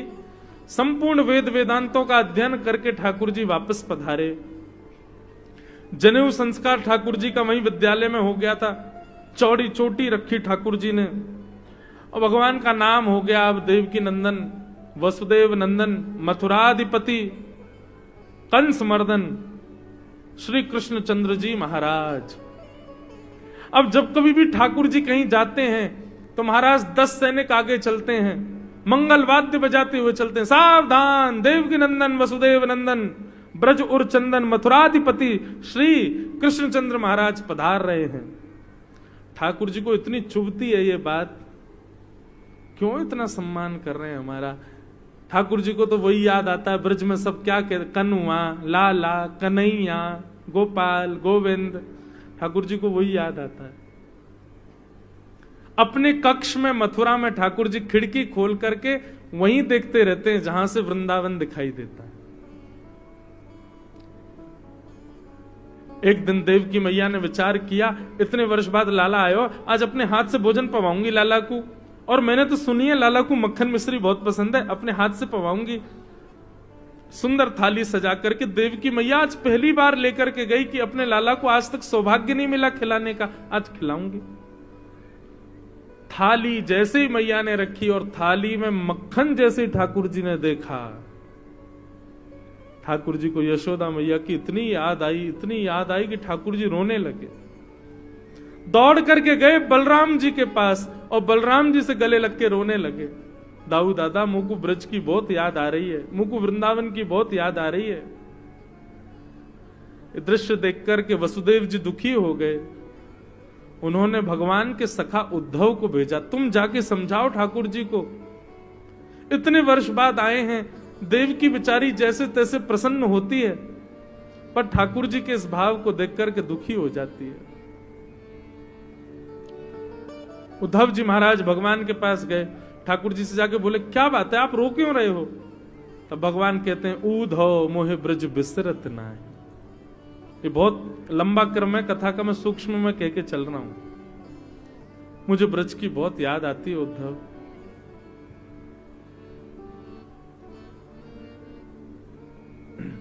उद्धव मेरी मैया से जा कहियो। ब्रज भाषा का एक पद है बंधु। ठाकुर जी उद्धव से कह रहे हैं, उद्धव तुम वृंदावन चले जाओ, मेरी यशोदा मैया, नंद बाबा, सब ब्रजवासी, मेरे ग्वाल बाल, मेरी बछड़ा बछिया गैया, सबन की सुध लेकर के आओ और सुनो, मेरा एक संदेशा सुना देना मैया को। हमारे ब्रजवासी गाते हैं, ठाकुर जी कह रहे हैं, उद्धव मेरी मैया से जा कहियो, उद्धव मेरी मैया को सुनियो, तेरो लाला दुख पावे, मेरी मैया से जा कहियो, मेरी मैया सो सुनियो। उद्धव मैया से जाके कहियो, कोई न मुख धोवे ताते जल, अचला पहुंच नवावे मैया, कोई न मुख धोवे ताते जल, असरा पहुंच सिहावे। उद्धव यशोदा मैया को जाके बता दियो कि लाला कह रहा है कि यहाँ पे ताता बोलते हैं बंधुओं गरम, हमारी ब्रज भाषा में ताता बोलते हैं गरम से। उद्धव मैया से जाके बोलती हूँ यहाँ पे मेरो मोह कोई ताते जलते ना पहुंचे। वहां तो वृंदावन में ठाकुर जी नहा में थोड़े ही हैं। सुबह यशोदा मैया उठावे और ताता जल, गरम जल अपने अपने ऐसे वस्त्र पे लेके मैया ऐसे ही मुंह पहुंच दे और सुंदर ऐसे पहुंच के लाला है गो तैयार, बस नहा लियो, रोज नहावे को जुकाम है जाएगो, ऐसे ही रहतू। तो ठाकुर जी कह रहे हैं, उद्धव मैया को बता दे, कोई न मुख धोवे ताते जल, अचला पहुंच संभाले मैया, कोई न मुख धोवे ताते जल, अचरा पहुंच नवावे। और माखन रोटी नाम न जाने, माखन रोटी नाम न जाने, और कनुआ कहे मोए कोई न बुलावे, मेरी मैया से जा कहियो, उद्धव मैया से जा कहियो, तेरो कान्हा दुख पावे, मेरी मैया से जा कहियो, मैया को सुनियो। उद्धव को ठाकुर जी भेज रहे हैं ब्रज। उद्धव तुम ऐसे मत जाओ, ये लो अपना मोर पंख निकाल करके उद्धव के मुकुट में लगा दिया और अपनी काली कमली जो ठाकुर जी कमल पे बांधते उसको निकाल के उद्धव को पहना दिया। उद्धव बोला, ये क्या कर रहे हो आप? बोले, इसके बिना जाओगे तो ब्रजवासी तुम्हारी सुनेंगे नहीं। उद्धव बोला, महाराज बृहस्पति का शिष्य हूं मैं इतना विद्वान हूं कि मेरे सामने गंधर्वजन भी मौन खड़े रहते हैं। अपनी विद्वत्ता से इन ब्रजवासियों को ऐसा पाठ पढ़ा करके आऊंगा, भूल जाएंगे आपको। भगवान बोले, कब आओगे तुम वापस? बोले, शाम तक आ जाऊंगा। बोले, ठीक है जाओ। उद्धव वृंदावन को निकल गया। बहुत सुंदर है बंधु उद्धव गोपी संवाद। उद्धव जी वृंदावन पहुंचे। अब बस इतना ही सुन लो कि वृंदावन की स्थिति सुनकर के, वृंदावन की स्थिति देख करके उद्धव 6 महीने वृंदावन में ही रह गए और 6 महीने बाद बिना रथ के आए तो थे सोने के रथ में, लेकिन 6 महीने बाद यह स्थिति हो गई उद्धव की कि 6 महीने से नहाए नहीं, बाल जटा बन गए, आंखें पथरा गई, सोए नहीं उद्धव, होठ सूख गए, जलपान भी नहीं किया। केवल गोपी और ब्रजवासियों की स्थिति देख करके उद्धव की हालत हो गई कि 6 महीना बाद पैदल ही दौड़े मथुरा के लिए और सीधे भगवान के कक्ष में गए और हाथ पकड़ करके बोले, ठाकुर जी आप ब्रह्मांड में नहीं रहोगे, अब आप ब्रज में ही रहोगे और आपको मेरी सौगंध, ब्रज छोड़ के आप कभी नहीं जाओगे। ये पूरा विश्व आपके लिए नहीं है, आपके लिए तो वो ब्रजवासी हैं। मैंने ऐसा प्रेम कभी नहीं देखा ठाकुर जी। भगवान बोले, उद्धव रुको रुको, तुम तो भाई शाम तक आ रहे थे, आज 6 महीने बाद आए हो।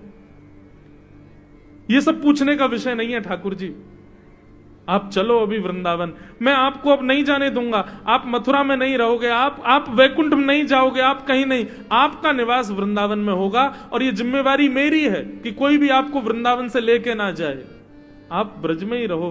क्या बिगाड़ा इन गोपियों ने, वो यशोदा मैया ने क्या बिगाड़ा, आप क्यों छोड़ के चले आए उनको। ठाकुर जी बड़े प्रसन्न हो गए, बोले उद्धव, मेरा ज्ञानी उद्धव अब प्रेमी हो गया, मुझे बड़ी प्रसन्नता है और मैंने यही पाठ पढ़ाने के लिए तुझे ब्रज भेजा था कि तू प्रेमी बन जाए। तू ज्ञानी तो बहुत है, नेत्र बंद कर अपने। उद्धव ने नेत्र बंद किए, बोले अब खोल करके देख। जैसे ही खोल करके देखा तो मथुरा के भवन में ठाकुर जी के कक्ष में समस्त गोपियां वहीं प्रकट हो गईं ब्रजमंडल की। ठाकुर जी के बगल में श्री जी बैठी हैं, यशोदा मैया खड़ी हैं, सब गोपियां वहीं ठाकुर जी के पास प्रकट हो गई। उद्धव बोला, भगवान ये क्या लीला हो रही है आपकी। ठाकुर जी बोले, उद्धव व्रज और मुझ में कोई अंतर नहीं है। अब मेरा एक रूप सबको दिखेगा कि मैं द्वारिका जा रहा हूं, आदि आदि सब लीला कर रहा हूं, वैकुंठनाथ पति नारायण आदि जो कुछ भी है, पर मैं वास्तविक रूप से तो सदा वृंदावन बसूंगा और वृंदावन मुझ में बसेगा।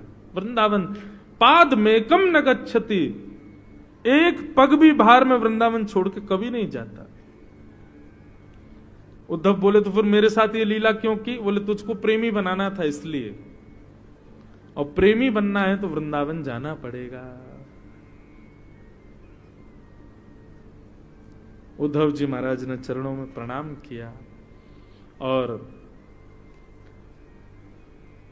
आगे की लीला में फिर जरासंध यानी कि कंस के ससुर जी ने मथुरा के ऊपर 17 बार चढ़ाई की। मेरी बेटियों को विधवा कर दिया। 2 बेटियां थी, दोनों का ब्याह कंस से हुआ, अस्ति और प्राप्ति। मेरी बेटियों को विधवा किया कृष्ण ने, 17 बार चढ़ाई की। भगवान कृष्ण और बलराम दोनों लड़ने के लिए जाते और कैसे लड़ते, पूरी सेना को मार देते, अकेले जरासंध को छोड़ देते, अकेला, बस अकेला रह जाता। जैसे ही बलराम जी मारने जाते, ठाकुर जी कहते, भैया यह छोड़ दो। हाँ भाई तू चलो जा वापिस। बोले, ऐसे कौन करता है। तो बलराम जी से ठाकुर जी बोले, भैया तुम ना जानो, मैं और तुम हम दोनों पृथ्वी पर या मारे आए ताकि या को बाहर हल्को कर सकें। ये जरासंध बदला लेवे के काजे बार बार सबरे दुष्टन को इकट्ठो करके लाएगो। हम मथुरा बैठे बैठे सबन को मार देंगे या को छोड़ देंगे, यहीं बैठे बैठे पृथ्वी को बाहर हल्को है जाएगो। और 17 बार मथुरा पर चढ़ाई की मगध नरेश जरासंध ने। ठाकुर जी ने 17 बार उसको हरा दिया। 18वीं बार उसने सोचा क्या करूं। उसने ब्राह्मणों को पाठ में बैठा दिया और सब ब्राह्मणों से कहा कि इस बार मेरी विजय होनी चाहिए, यदि मैं हार गया तो मेरी सेना के लोग नंगी तलवार लेके आपके पीछे खड़े रहेंगे, मेरी हार का समाचार मिलते ही आपका सर धड़ से अलग कर देंगे। और यदि मैं जीत गया, इतनी दक्षिणा दूंगा, इतनी दक्षिणा दूंगा कि महाराज आपको फिर कहीं जाने की आवश्यकता नहीं, बस प्रार्थना करना कि मैं जीतूं। अब प्रार्थना किससे होगी, प्रार्थना तो नारायण से ही होगी। सब ब्राह्मण नारायण से प्रार्थना करने लगे, हे नारायण भगवान हार जाओ, आप गौ ब्राह्मण संतों की सेवा के लिए जन्मे हो, हम ब्राह्मणों का वध हो आपको स्वीकार नहीं होगा। ठाकुर जी बोले, दाऊ दादा अब की बार तो कुछ और करना पड़ेगा, ये जरासंध को हरावे तो काम न चलेगा। बोले कहा करें। बोले ब्राह्मणन को अनुष्ठान में बैठा के आयो है। बोले कहा करें लाला तू ही बता। ठाकुर जी ने विश्वकर्मा को बुलाया और कहा एक नई नगरी विराजमान करो, और सारे मथुरा के लोग जो सोए मथुरा में, सबको सोते हुए ले जाओ, उसी नगरी में व्यवस्थित कर दो। हम और दाऊ दादा कल युद्ध करके हम भी वहीं आ जाएंगे। विश्वकर्मा ने रात रात में द्वारिका का निर्माण किया, समुद्र के बीच में। मथुरावासी सब सोए थे मथुरा में, लेकिन आंख खुली तो सब पहुंच गए द्वारिका में, और उठते ही सबके घर बदल गए, द्वार बदल गए, खिड़की बदल गई। द्वारिकम, हमारे द्वार कहां है, द्वार कहां है? और सबने जैसे ही द्वार खोले तो शंख चक्र गदा पद्मधारी श्रीमन नारायण सबके द्वार पर खड़े थे। द्वारी कम ब्रह्म इति द्वारिका, जहां हर द्वार पर द्वारिकाधीश विराज रहे हों, उसका नाम है द्वारिका। ठाकुर जी ने जरासंध के साथ युद्ध किया, और युद्ध करते हुए ठाकुर जी एक मौका पाकर के बलराम जी का हाथ पकड़ा और युद्ध मैदान से रण छोड़ करके ठाकुर जी भाज गए। बोलो द्वारिकाधीश की, बोलो रण छोड़ राय गोपाल की। ठाकुर जी रण छोड़ करके भाग गए। पूरे विश्व में ठाकुर जी का नाम रण छोड़ पड़ गया। द्वारिका में जाकर के द्वारिकाधीश विराजमान हो गए। विदर्भ, महाराष्ट्र में विदर्भ आता है। विदर्भ के कौंडन्यपुर के राजा हैं राजा भीष्मक। भीष्मक के 5 पुत्र और 1 पुत्री हैं। पुत्री का नाम है रुक्मणी। रुक्मणी ने बचपन से ठाकुर जी की खूब कथा सुनी, और उसी कथा का प्रभाव कि ठाकुर जी को अपने पति रूप में वर्ण कर लिया। लेकिन प्रत्यक्ष विवाह नहीं हुआ। रुक्मणी जी के भाई रुक्मी ने रुक्मणी जी की सगाई शिशुपाल के साथ में पक्की कर दी। रुक्मणी जी को बहुत बुरा लगा। बोले भैया ने एक बार हमसे पूछा भी नहीं, हम तो विवाह द्वारिकाधीश से करना चाहते हैं। अपनी भाभी को जाकर के जब ये बात बताई, सब लोग बिल्कुल शांति रखो भैया, तो रुक्मणी जी की भाभी ने उनको एक युक्ति बताई कि पहले आप द्वारिकाधीश से तो पूछो कि वो आपके लिए क्या विचार करते हैं। आप तो उनसे प्रेम करती हो, लेकिन उनके विचार क्या है पहले उनसे तो पूछ लो। तब रुक्मणी जी ने ठाकुर जी को एक पत्र लिखा, और 7 श्लोकों में यह पत्र ठाकुर जी को निवेदित किया। क्या लिखा पत्र में? कि श्रुत्वा गुणान भुवन सुंदर शृण्वतां ते। हे नाथ, मैंने आपको केवल सुना है, आज तक कभी आपको देखा नहीं है, केवल आपका श्रवण किया है, और श्रवण करके ही निर्विश्य कर्ण विवरे हरतोंगतापम रूपम दृशां दृशिमतामखिलार्तलाभम त्वय्यच्युता विशति चित्रम पत्रपम में। हे द्वारिकाधीश, हमने आपको कभी देखा नहीं है, बस कथाओं के माध्यम से आपको सुना है, और जब से आपके बारे में सुना है तब से आपको अपने पति रूप में वर्ण कर लिया है। कृपा करके आप हमें स्वीकार करें, हम आपकी नित्य गृहिणी हैं, हम साक्षात लक्ष्मी हैं, आप साक्षात नारायण हैं। इस प्रकार पूरा पत्र लिख करके एक ब्राह्मण के द्वारा द्वारिकाधीश को भिजवाया। द्वारिकाधीश के पास जैसे ही पत्र पहुंचा, द्वारिकाधीश ने ब्राह्मण से ही कहा कि भैया पत्र पढ़ करके सुनाओ, क्या लिखा है पत्र में। ब्राह्मण ने पढ़ा, श्रुत्वा गुणान भुवन सुंदर शृण्वतां ते निर्विश्य कर्ण विवरई हरतोंगतापम। बोले रुक्मणी जी कह रही हैं उन्होंने आपको कभी देखा नहीं है, केवल आपकी कथा सुनी है, और कथा सुन के आपको अपना पति रूप में वर्ण कर लिया है। ठाकुर जी तुरंत अपने आसन पर खड़े हो गए, और खड़े होकर बोले चलो चलो चलो जल्दी चलो, इन्हीं से ब्याह करेंगे हम। ब्राह्मण देवता बोले अभी तक तो लग रहा था कि रुक्मणी उतावली, लेकिन उससे ज्यादा उतावले तो आप हैं ठाकुर जी। अरे पूछ तो लीजिए, आपने देखा रुक्मणी को? भगवान बोले नहीं, हमने तो नहीं देखा। तो एक बार जांच पड़ताल नहीं करवाओगे, कैसी है कैसी नहीं है, नाक वाक कैसी है उसकी, देखने में कैसी, पूछ पाछ तो लो, थोड़ा पत्र आगे तो सुन लो क्या लिख रहा है। ठाकुर जी बोले पहली बात ही इतनी बढ़िया लग रही है कि हमको आगे सुनने का मन नहीं हो रहा है। देखो नारद जी, वो कहती हैं कि वो मेरी कथा सुनती हैं और कथा सुनकर के मुझसे प्रेम करती हैं। निश्चित है मेरी कथा से जिसको स्नेह होगा उसमें सारे गुण होंगे ही होंगे, और गुण जानने की मुझको आवश्यकता नहीं। हमारी कथा सुनने में यदि रुचि, आप लिस्ट बनाइए बंधुओं, ठाकुर जी के जितने प्रिय मिलेंगे सब रसिक मिलेंगे, कथा श्रोता मिलेंगे। भगवान की पत्नी रुक्मणी कथा की प्रेमी, हनुमान जी महाराज कथा के प्रेमी, और किसी को भी ले आइए, श्री विभीषण जी महाराज कथा के प्रेमी।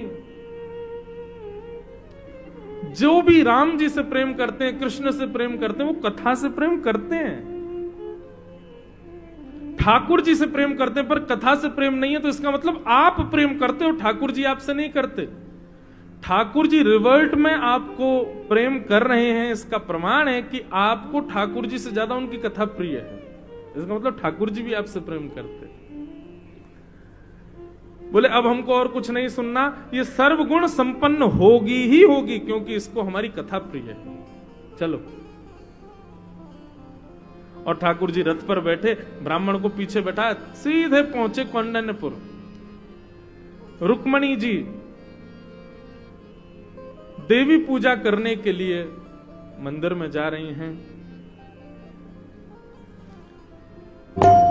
श्री रुक्मणी जी देवी पूजा करने के लिए जैसे ही निकली, वो ब्राह्मण दिखाई दिया जिसके हाथों पत्र भिजवाया था। रुक्मणी जी उसको देख करके बोली, तुम गए नहीं अभी तक? ब्राह्मण देवता बोले, देवी अब क्या बताएं, हम गए थे, 2 दिन में पहुंचे थे और लौट करके 2 घंटा में आ गए। बोले गए 2 दिन में, आ गए 2 घंटा मतलब? बोले जाने में तो हम अकेले गए थे तो बहुत समय लगा, साधनों में 2 दिन लग गए, और लौट के ठाकुर जी अपने रथ में बैठा के लाए, वो आपसे ज्यादा उत्साहित 2 घंटा में ही ले आए हमको वहां से। रुक्मणी जी तो सुनकर के आनंदित हो गए। बोले द्वारिकाधीश आ गए? बोले हाँ। कहाँ है वो?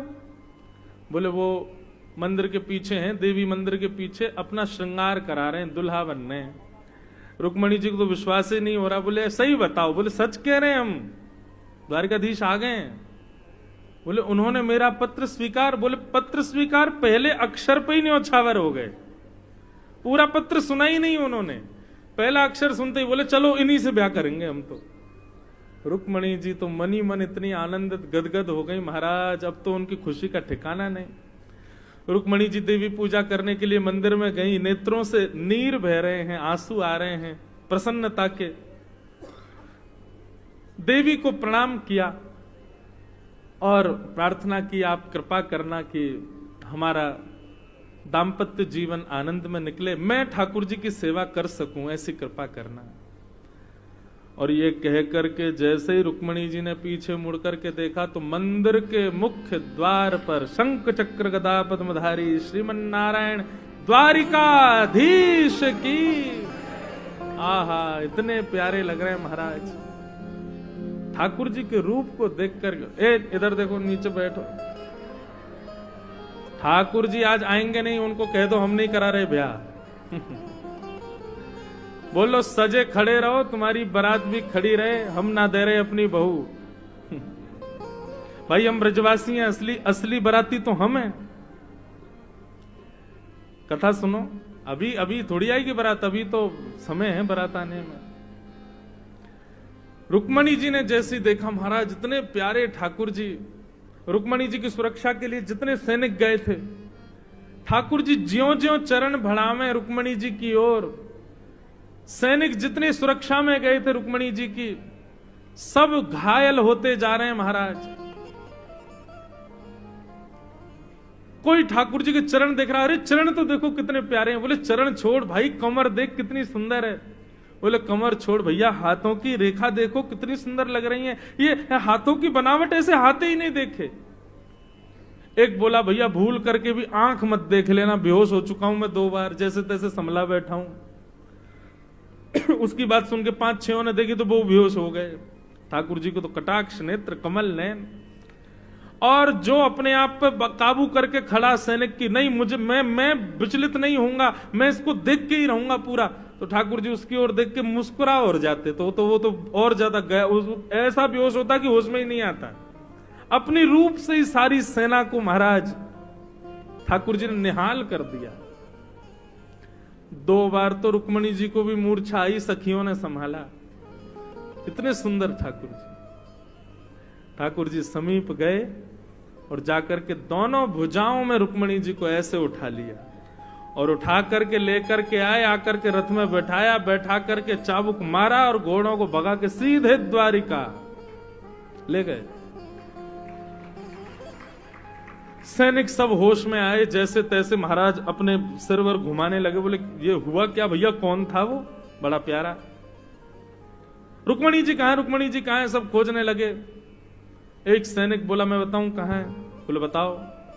बोले जिसके तुम चाल देख रहे थे, कमर देख रहे थे, रूप देख रहे थे, नेत्र देख रहे थे, वही लेके चला गया अपने संग। सब ने कहा भाई देख, उसका रूप देख करके हम तो निहाल हो गए, लेकिन तू तो होश में था, तुझे तो दिख रहा था कि ले जा रहा है, तूने क्यों नहीं रोका। बोले रूप देख करके तो मैं भी निहाल हुआ, लेकिन जैसे ही वो रुक्मणी जी के बगल में आकर के खड़ा हुआ तो जोड़ी इतनी बढ़िया लगी, मैंने सोची ले जान दो इनको, एक बार ले ही जान दो, फिर देख लेंगे बाद में जो होगा। आहा, ठाकुर जी रुक्मणी को लेकर के द्वारिका पधारे। वसुदेव देवकी ने रुक्मणी जी से पूछा, लाली तुम कौन हो। रुक्मणी जी बोली आपके पुत्र हमारा हरण करके लाए। देवकी मैया बोली अरे लाला, हर चीज हरण करवे की थोड़ी होवे, अरे ब्याह तो एक जगह डट के कर ले लाला। बोले मैया मैंने हरण ना कियो, ये रुक्मणी है यानी अपने पत्र में लिख करके कही कि मेरा हरण कर लियो, नहीं तो मैं प्राण त्याग दूंगी। रुक्मणी जी बोली आपने पत्र तो पूरा पढ़ा नहीं था, ब्राह्मण ने मुझको बताया कि आपने तो एक ही पंक्ति, आपको कैसे पता कि मैंने ये बात लिखी है। सोई ठाकुर जी मुस्कुरा गए। तो रुक्मणी जी बोली इसका मतलब जब हम पत्र लिख रही थी तो आपको सब पता था कि हम पत्र में क्या लिख रही हैं। मतलब रुक्मणी जी ने ठाकुर जी का वर्ण नहीं किया, ठाकुर जी पहले ही रुक्मणी जी का वर्ण कर चुके थे। रुक्मणी जी को वापस कौंडन्यपुर भेजा। भीष्मक राजा को पत्र लिखा वसुदेव जी ने कि आप पूरी नगरी सजाओ, हम अपने लाला की बारात लेकर के आ रहे हैं, आपकी बेटी से ब्याह करेंगे। रुक्मणी जी वापस कौंडन्यपुर आई। सब रुक्मणी जी को बहुत सुनाने लगे, बोले कि कैसे से ब्याह कर रही हो, उसका रूप देखा काला कलूटा सा है और उसके माता पिता का पता नहीं है, उसको राजाओं के डर के मारे समुद्र के बीच में रहता है, आदि आदि सब बात कह। ये सब बातें रुक्मणी जी पहले ठाकुर जी को बता चुकी थी कि हमारे यहां आपको कोई पसंद नहीं करता, इसलिए आप आओ तो ज्यादा उम्मीद लेकर के मत आना हमारी पीहर से कि भाई बहुत सम्मान ससुराल में होगा हमारा, क्योंकि आपको कोई प्रेम नहीं करता हमारे यहाँ। एक हमारी मैया है और पिता है, बस वही आपको थोड़ा चाहते हैं, लेकिन वो भी कह तो देते ही हैं कि काला है तू, इतनी गोरी, कोई गोरी ते ही कर ले तो कर लेती ब्याह। ठाकुर जी वो चिंता मत करो, हम आते हैं अभी अब कौंडन्यपुर फिर बताएंगे। ठाकुर जी एक तो सुंदर, ठाकुर जी बंधु बहुत सुंदर हैं, लोग बात बनाते हैं काले कलूटे जो भी कहते होंगे, लेकिन इतने सुंदर हैं, इतने सुंदर हैं ठाकुर जी। हमारे ब्रज में कहें लाला तेरी बहुत बड़ी कृपा जो तू लाला है, अगर तू लाली बन के आए होता तो वृंदावन में लोगन के घरे कट जाते। तो हे कृष्ण लला तुम होते लली तो घरे कट जाते करोड़न के। लाला तेरी बहुत बड़ी कृपा की तू लाला बन के आए हो। बहुत सुंदर है ठाकुर जी, लेकिन आज ठाकुर जी ने ऐसा श्रृंगार किया, ऐसा श्रृंगार किया, महाराज जो देख रहा है वही न्योछावर ठाकुर जी पर। बारात आ रही है, ठाकुर जी घोड़ा पे बैठ करके आ रहे हैं और महाराज आगे पीछे हाउ विलाऊ से सब बाराती चल रहे हैं, सबरे नाच रहे हैं, गा रहे हैं। अब तो आप लोग गा लेना या यूं ही बैठे रहोगे। आप सब लोगन को रुक्मणी मंगल की खूब खूब बधाई। हमारे शारदा परिवार और उनके समस्त परिवारी जनों को बहुत बहुत शुभकामनाएं। कृष्ण रुक्मणी के रूप में विराजमान दंपति का बहुत बड़ा सौभाग्य कि ठाकुर जी और रुक्मणी जी के रूप में उनको यहाँ विराजने का ये अवसर प्राप्त हुआ है। बंधुओं, कल कथा का विश्राम दिवस है और कल कथा सुबह 9:30 बजे से होगी। अब ठाकुर जी तो आपने पहुंचा दिए द्वारिका, अब वृंदावन की याद दिलाएंगे तो बेचारे दुल्हा रोने लगेंगे, वृंदावन की याद आ रही है। पर फिर भी हमारे लाल जी के तो सदा चित्त में वृंदावन रहता है। आप सब लोग रुक्मणी विवाह महोत्सव में, वैसे तो रुक्मणी जी से ब्याह हुआ है, लेकिन अब वृंदावन चलोगे तो वृंदावन में तो श्री जी से ही ब्याह भयो, तो एक क्षण के लिए यही विचार करियो कि श्री जी और ठाकुर जी विराज रहे हैं, इनको विवाह उत्सव भयो है।